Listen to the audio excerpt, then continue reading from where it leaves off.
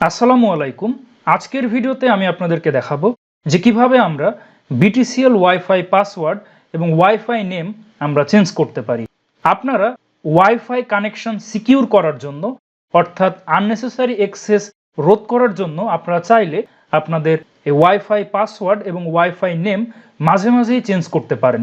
তো আজকের ভিডিওতে আমি আপনাদেরকে ইন ডিটেলস দেখাবো যে কিভাবে আমরা BTCL ওয়াইফাই পাসওয়ার্ড এবং ওয়াইফাই নেম আমরা চেঞ্জ করতে পারি। তো চলুন শুরু করা যাক। এজন্য সর্বপ্রথম আমাদেরকে একটা ব্রাউজারে যেতে হবে। তো আমি একটা ব্রাউজারে যাচ্ছি। তো এই প্রসেস কিন্তু ফোন কম্পিউটার দুই জায়গায় একই রকম।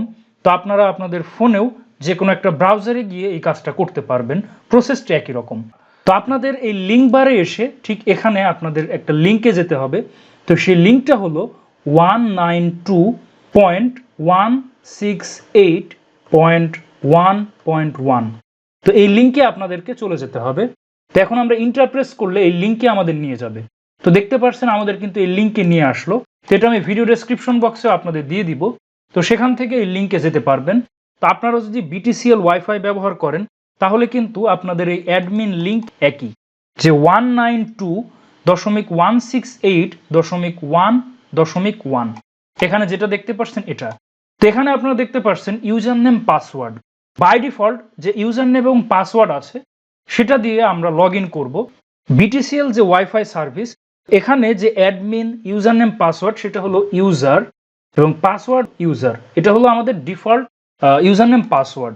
তো এটা কিন্তু আপনারা প্রয়োজনে চেঞ্জ করতে পারেন সিকিউরিটির জন্য। তো এখন আমরা এটা লগ ইনে ক্লিক করব। তো দেখতে পাচ্ছেন আমাদের লগ ইন কিন্তু হয়ে গেল। তো এখন আমরা যেটা করতে চাচ্ছি সেটা হচ্ছে আমাদের ওয়াইফাই পাসওয়ার্ড চেঞ্জ করতে চাচ্ছি। তো এজন্য আমরা এই নেটওয়ার্ক এখানে চলে যাব।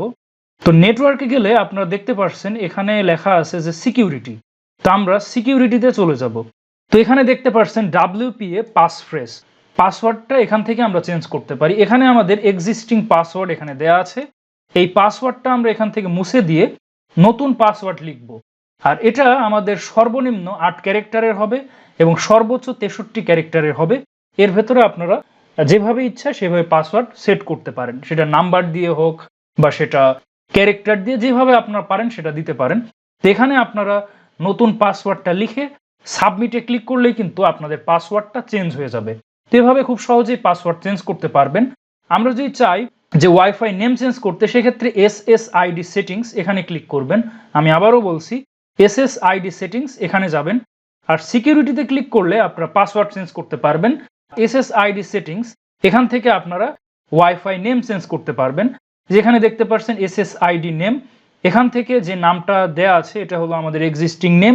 এই নেমটা কেটে দিয়ে আমরা নতুন নেম লিখবো, দেন সাবমিটে ক্লিক করলে কিন্তু আমাদের ওয়াইফাই নেম কিন্তু চেঞ্জ হয়ে যাবে। তো এখানে আপনারা দেখতে পাচ্ছেন আমাদের যে ওয়াইফাই নেম শো করে এই নেমটাও কিন্তু আমরা চেঞ্জ করতে পারি। তো এখানে দেখতে পাচ্ছেন SSID নেম। তো এখানে যে নেমটা দেয়া থাকবে সেটা হবে আপনাদের সেই ওয়াইফাই নেম, যেটা কিন্তু শো করবে। তো এখানে যে নামটা দেয়া আছে এটা আপনারা কেটে আপনাদের পছন্দনীয় যে কোনো নাম দিতে পারবেন এবং এখানে দেখতে পাচ্ছেন যে 32 ক্যারেক্টার পর্যন্ত। তো 32 ক্যারেক্টারের ভেতরে আপনারা বাংলা, ইংরেজি বা যে কোনো ভাষার নাম এখানে সেট করতে পারবেন। সে নামটা চেঞ্জ করে জাস্ট সাবমিটে ক্লিক করলেই আপনাদের এই ওয়াইফাই নেম কিন্তু চেঞ্জ হয়ে যাবে। তো এভাবে আমরা খুবই সহজে BTCL ওয়াইফাই পাসওয়ার্ড এবং ওয়াইফাই নেম আমরা চেঞ্জ করতে পারি এবং আমরা প্রায়ই এভাবে চেঞ্জ করে আমাদের ওয়াইফাই কানেকশন সিকিউর করতে পারি। আশা করি আপনারা বুঝতে পেরেছেন। ধন্যবাদ সবাইকে।